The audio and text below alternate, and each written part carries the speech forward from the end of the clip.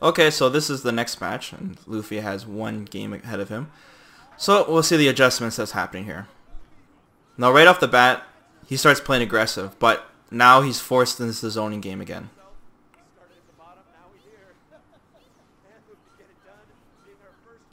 And what you see now is that Bonchan is only throwing a fireball now after Luffy is throwing a fireball. See? Luffy's setting the pace now. Because Bonchan doesn't want to throw the fireball first because she's just going to absorb it. But the problem is, as you can see, if you get to the point where you're just throwing a fireball after Luffy is, there is no advantage at all. And as you can see, he can slowly punish him.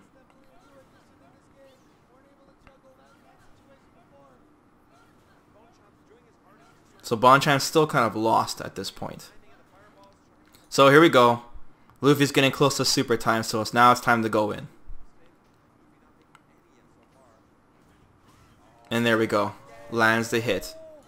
And since Spiral has so many safe strings, block strings, it's you know, it's not that risky. Once you're in and you have that super, it's not risky to go for it, because Bonchan is going to continue to take chip damage, and if he presses the wrong button at the wrong time, it's a free super to the face.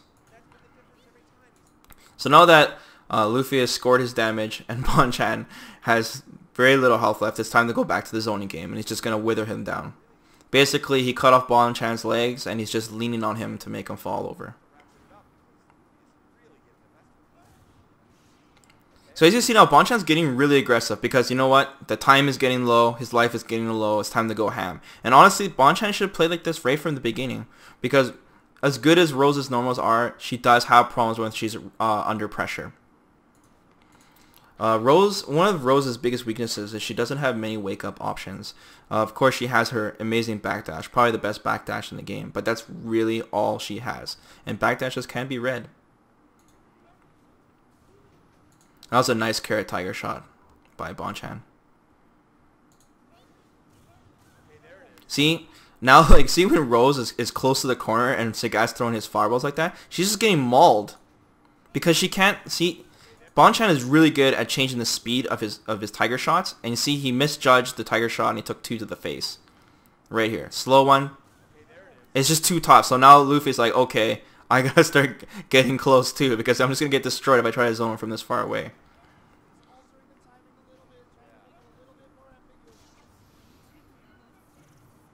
Now he activates Soul Satellite because why not, right? Goes for the throw setup again. Now this is really cool. What happens is that he tries to hit him with just a guessed like Soul Spiral, and he did it really close, which is unsafe. But the spark hits him right after it's finished and makes it safe. I'll show you guys right here. So Spiral, and the orb hits him, see? And then he can back away. And basically he gets free chip. He resets the momentum. And yeah. So time is getting low. Bonchan's like, it's time to go nuts. EX Tiger Knee, he goes in hard. Gets a forward low kick. And hit confirms that into uppercut FADC Ultra. Now this is really funny, because I've already been knocking on Bonchan for not choosing Ultra 1. So watch the outcome of this. Lands a perfect combo to Ultra 1. Now he has a life lead and there's 5 seconds left on the timer. So what does Bonchan do? Tries to hit him with a tiger shot when he gets up. Boom. Gets thrown. Oh, heartbreaking. Just heartbreaking. So let's go back to this situation again. Now, I just want to note that in this situation, Ultra 1 still would have saved him, and I'll explain why. Ultra 1, it would have did just a little bit more damage because Bonchan landed a forward light kick. And he did a lot of hits before that Ultra landed, so Ultra 1 wouldn't have did that much more damage. But what would have happened is that Ultra 1 is way longer than Ultra 2, like the duration, because look at him get hit by the fireball. Down, right? During this whole time, Sagat would have been like, first tiger uppercut, second tiger uppercut, and that huge animation at the end, right? The timer would have been 3 seconds at this point. Might even 2. And then he misses the tiger shot, okay? So one second ticks off, another second, another second. At this point, the round would have been over if he chose Ultra 1. And if Luffy did throw him for whatever reason, that timer would have said timeout just before Sagat hit the floor. So that's really funny. That's 2 rounds already where Bonchan would have won if he chose Ultra 1. Really funny. That was a nice comeback by Luffy though. Just going crazy with Rose's backdash. Bonchan could have still won this round with Ultra 2 if that Tiger Shot didn't whiff. And let me check this again. I don't know if Luffy did a delayed wake up and that's what threw off his timing. Maybe. Yeah, he did, I guess. Yeah, he did a delayed wake up. Tiger Shot misses. And it would have put him in block stun and then he would have Sagat would have got his clean getaway. But he screwed up. And if you notice, a lot of these rounds are really close. Like Bonchan he's clutching out. He's at such a disadvantage at the start of every round, and then he starts clutching it out because he goes super aggressive mode. And when I was watching this live, it felt way more Rose-sided. Like seemed like Luffy was taking way more control of the match because that's just the vibe you were getting when you were watching it. But it was actually closer than I thought it was. So here's the second round of the second match. This was strange. I don't know why Bonchan backdashed there and started playing fireballs. I guess he already had close to a super meter anyways.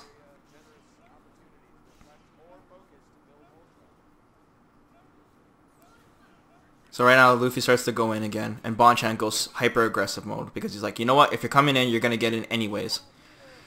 Luffy does unsafe spiral there, and that was a really good punish by Bonchan. And once again, he does that hit confirm low light into Tiger Shot. You can do anything to Tiger Shot. You can do a crouching medium kick into low Tiger Shot, and that's a hit confirm as well. And like I said, all the Shotos can do it too.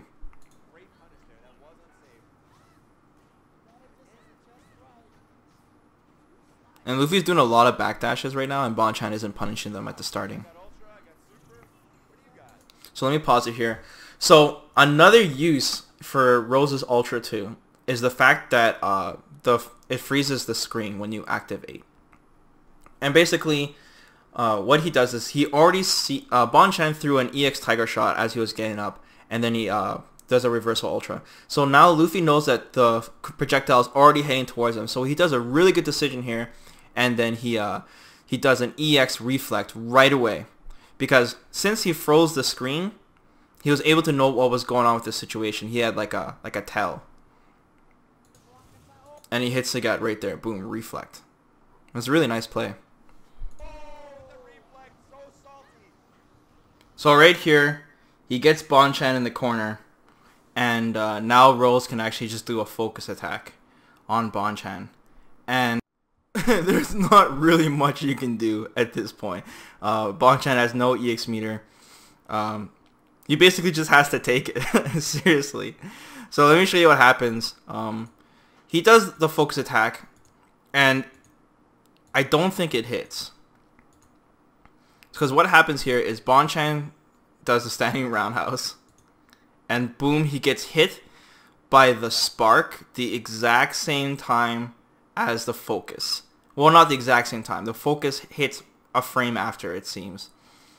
So, many people think that he actually got hit by the focus attack. He didn't. He got hit by the spark because Bonchan pressed standing roundhouse. And it was a counter hit, so that's 120 damage plus the counter hit. So, it did a lot of damage anyways.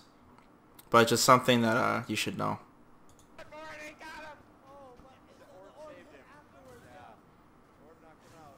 Nice anti-air. Bonchan is trying to get out. He's got no EX meter.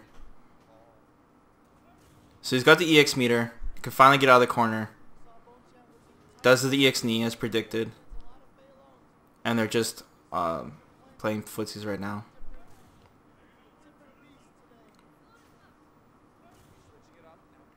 And you see that Bonchan, he's ducking a lot. And the reason he's ducking a lot is because he wants to still throw Tiger Shots. Because like I said, he uses the Tiger Shots as like a footsie tool. It's like a far-reaching normal. And he's ducking a lot because he wants to make it so that Luffy can't just see when he moves to jump. Because, you know, if he sees Sagat twitch, it's a tell that he is doing the motion for a fireball motion. And then Luffy can simply just jump in and smack him and kill him. So he's mixing in a lot of ducking with Sagat just to keep Luffy on his toes and not just think like, okay, I can jump in any time. And as a result, Luffy is scared to jump, and he's taking a lot of projectiles to the face. Now, if you haven't noticed, he activated his second Ultra again, and he's got full super meter, so Bonchan is pretty much screwed here. That was nice, Bonchan not teching that close medium kick again. Like I said, he's baiting Bonchan to attempt to throw him, and Bonchan is standing his ground. Nice tech. Gets hit, thrown. Now, he sees how much life he had left, and he's going to just try to chip him out, because now he's got full super meter, and the lives are so close. So look how much life he has. Goes into super, and I think Luffy didn't think it wasn't going to kill him. But so Luffy kind of panics, gets back. But this entire time he was doing that block string, Bonchan decides, you know what, I'm going to Tiger Uppercut and go for the last hit here. And I guess after the super was finished, he was still mashing it, and it just came out and he was out of range.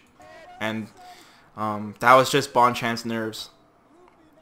And that was really, really good patience by Luffy. It was really solid play, using all of his meter and just taking advantage of the match. So now Bonchan is down 2 games, and Luffy is 1 match away from resetting the bracket. So Bonchan immediately goes for more help, and he's talking to Daigo this time. And basically all the Japanese players are huddling in and trying to help Bonchan adjust his gameplay. And like I said, the matches are closer than it seems. But he still needs that extra edge, and Luffy definitely is dominating with his early game advantage by gaining a super meter. And if you'll notice too that Luffy is using a PlayStation 1 controller with an adapter. And you know, there's a lot of debate on whether, you know, controller is viable, and you know, this is proof that you can use controller.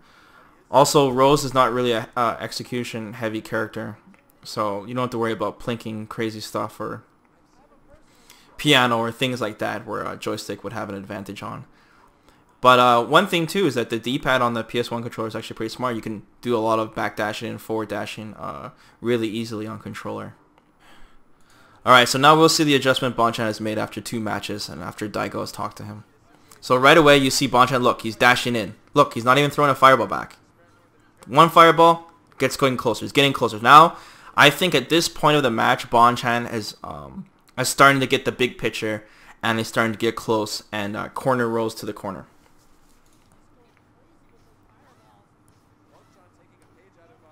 And it forces Luffy to get aggressive as well. So now he's in the corner. Bonchan's got her right where he wants her, and he's starting to hit her now. Using some knees. Look how much better Bonchan is playing now.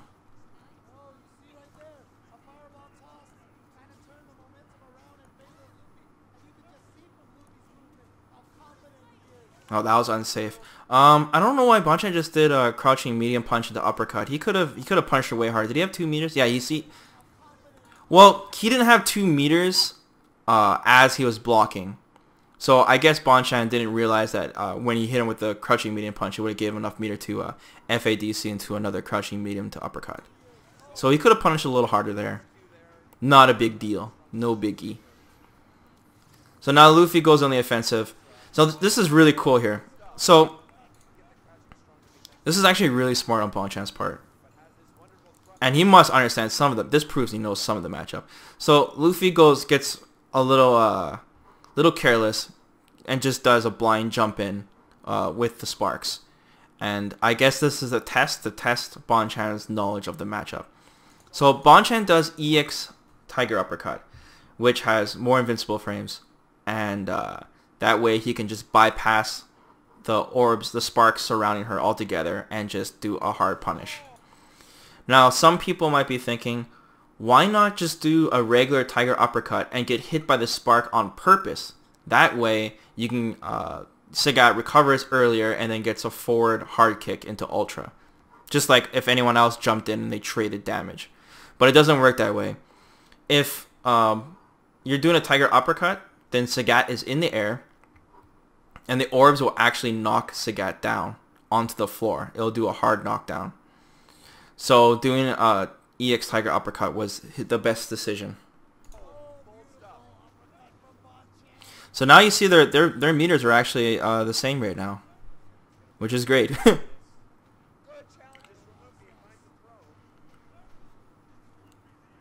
See Bonchan just getting aggressive, just dashing in, not playing the zoning game anymore. He's still playing the zoning game, but he's doing it very close. Louffy activates his second Ultra 2 and starts going in. He was desperate. He was at a big disadvantage that match, and he just tried to get in close and do some damage. And then Bonchan finally took that round. So right away, you're already seeing good results from Bonchan's adjustment to playing aggressive.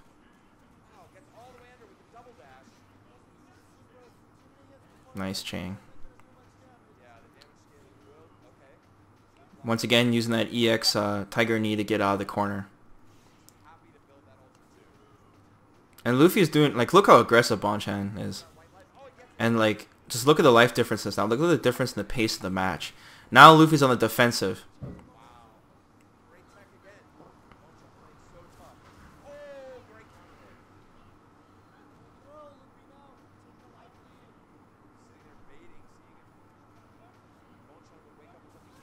Nice. EX Soul Spiral right through the fireball. But he gets a little careless with it, and then it's punishable because he's doing it too close. But for the most part, Luffy's doing a really good job at his spacing between his normal attacks. A lot of stuff he's doing, he's making it very safe. So right now, Bonchan's in a sticky situation. He's got no life left. And Louffy is trying to close in the kill here. So what he's doing is he's just getting close enough, getting him into the corner. He knows that Bonchan is going to do something desperate. And the most obvious thing that Bonchan can do at this point is jump in. So Louffy is scared to do an EX Fireball. Or a Fireball for that matter. So what he's doing is he's just getting range, and he's just going to abuse the fact that Rose has really good normals. And you can do a slide, he can do a safe spiral, but he's also got to be careful that Bonchan can jump backwards too. And that's exactly what happens. So he jumps in, but Louffy didn't do anything crazy like a spiral, and he doesn't get killed. But what does happen is that Bonchan finally sticks out that crouching mini kick. Now this is absolutely amazing, this comeback. I don't think there was a counter hit. All that happened is that since there was no counter hit there, the only possibility is that Louffy either tried to dash in and go for a throw attempt, or he simply walked into the range when he was attempting to do a normal. And then of course he hit confirms it. So what would have happened if, let's say, Bonchan just did a crouching medium kick into Tiger Shot? It would have been completely fine. They would have been in the same situation, and that's why it's an absolute staple to have to learn that hit confirm for Sagat players and Shotos alike. It just adds so much more to your game. So after Bonchan talked to his players, now he won, and that's really good for Bonchan. And now Louffy is starting to get input from his buddies for the matchup. You know, even Ryan Hart's talking to him. Ryan Hart is an amazing Sagat player. So I'm sure they're getting the best advice from both worlds, you know. You got the Beast, you got Tokido, they're all talking to Bonchan. Ryan Hart's talking to Louffy, all the European players.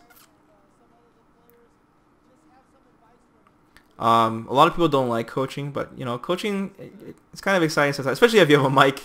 Just like in Canada Cup, when you have the mic and you hear what they were saying, it's pretty exciting when you hear the teams talking.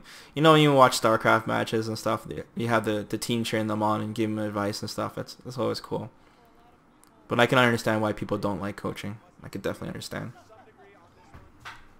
But then you're going to see Bonchan just get bodied by fireballs all day if he didn't get any advice from Daigo.